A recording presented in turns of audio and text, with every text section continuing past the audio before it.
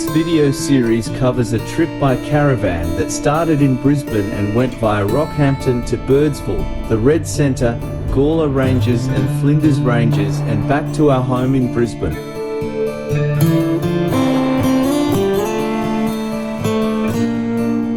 I started to make these videos to record the journey soon after the trip, but for some reason didn't finish the task. I have now done so. 17 short videos comprise the set. The series is titled West, Centre and Flinders. Here is the next part.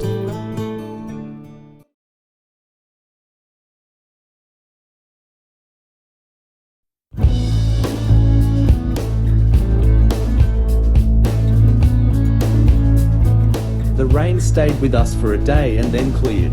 The most convenient road to the Gawler Ranges was the air highway to Iron Knob, from where we were to turn north on Nonning Road.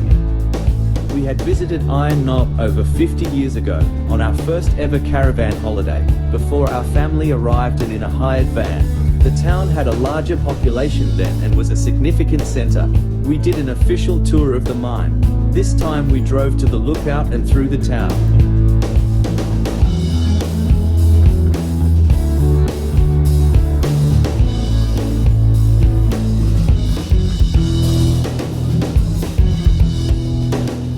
The road to Mount Ive was in good condition, much of it recently graded and nicely settled by the rain. The road passes through grazing country, with at times, sheep and cattle by the roadside. The road passes a couple of homesteads, but no towns.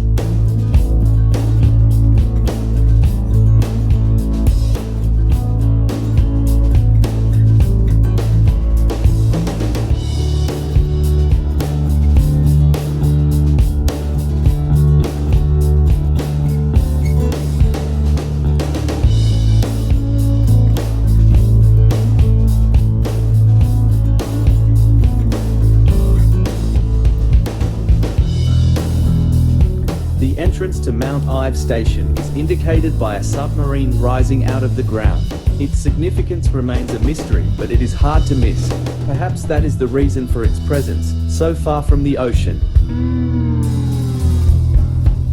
Commercially, Mount Ive is a 900 square kilometre sheep station, but has substantial accommodation that is available for tourists and companies, for example off-road vehicle manufacturers, for special promotions and vehicle tests.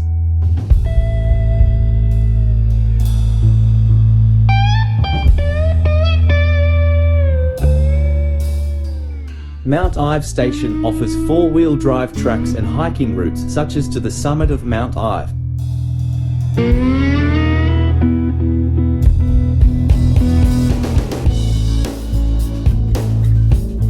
For those who like poking around old station machinery and buildings, Mount Ive is a bit of a paradise.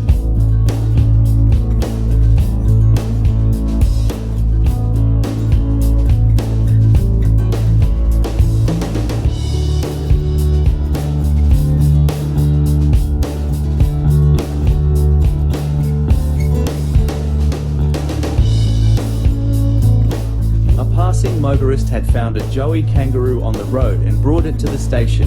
It was quickly adopted by some of the staff, who really cared for it. It would feed around the park during the day and return to a shopping bag pouch at night.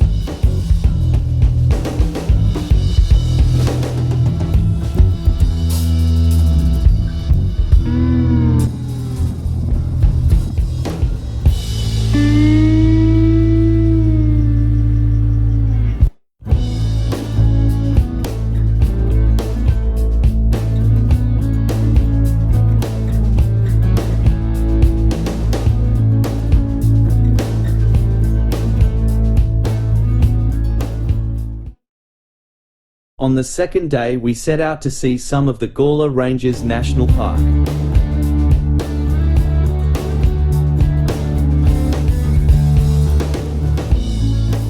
We found a dam built by early settlers. It was a most attractive location.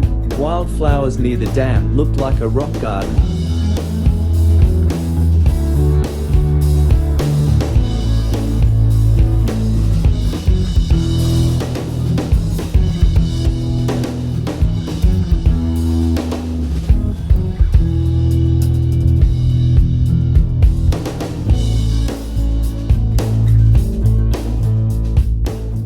We then drove on, through a number of closed gates, to Lake Gairdner, probably the greatest attraction of the park.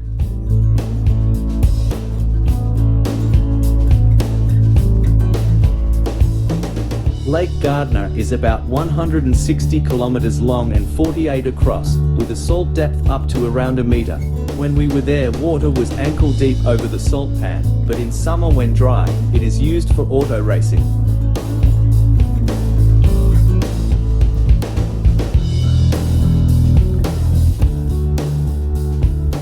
A facility building overlooks the area where racing takes place. An extensive area at the top of the hill is used by campers. Some participants are accommodated at Mount Ive Station. On our drive back to Mount Ive, we came across a large area of Sturt's desert pea and some dilapidated stockyards from cattle raising days.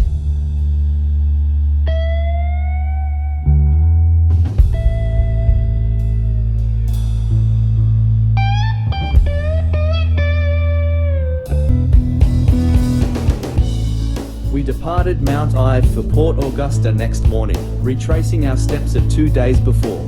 There is more to see in the Gawler Ranges, but time did not permit.